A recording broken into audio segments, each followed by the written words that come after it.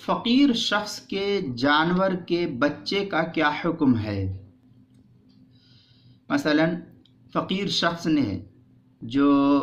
جانور قربانی کے لیے پہلے سے متعین کر رکھا تھا، اب اس نے قربانی کرنے سے پہلے جانور نے بچہ جن دیا، بکری تھی، بھینس تھی یا گائے تھی، اس نے بچہ جن دیا، تو ایسی صورت میں فقیر پر جانور اور اس کے بچے دونوں کی قربانی کرنا لازم اور ضروری ہو جاتا ہے، اس لیے کہ اولاً اس کے اوپر وجوب نہیں تھا، ثانیاً اس نے اپنے اوپر محنت مشقت کر کے واجب کر لیا، اب یہ بھینس یا گائے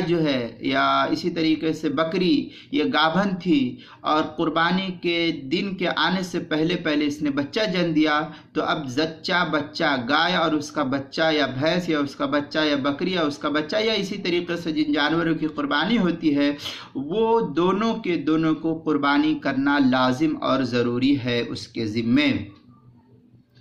کیونکہ یہ جانور فقیر کی طرف سے نظر کے درجے میں ہو جاتا ہے۔ اولاً تو اس کو اوپر واجب نہیں تھا، لیکن اس نے محنت مشقت کر کے حاصل کیا تو یہ نظر کے درجے میں ہو جاتا ہے،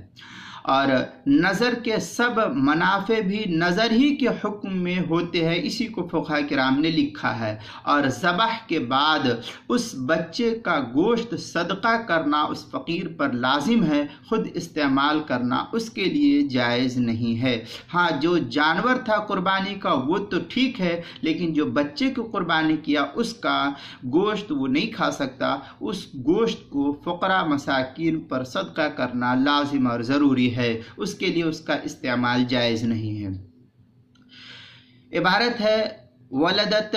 الاضحیۃ ولدا قبل الذبح یذبح الولد معها، اس کے تحت قال خرج من بطنها حیا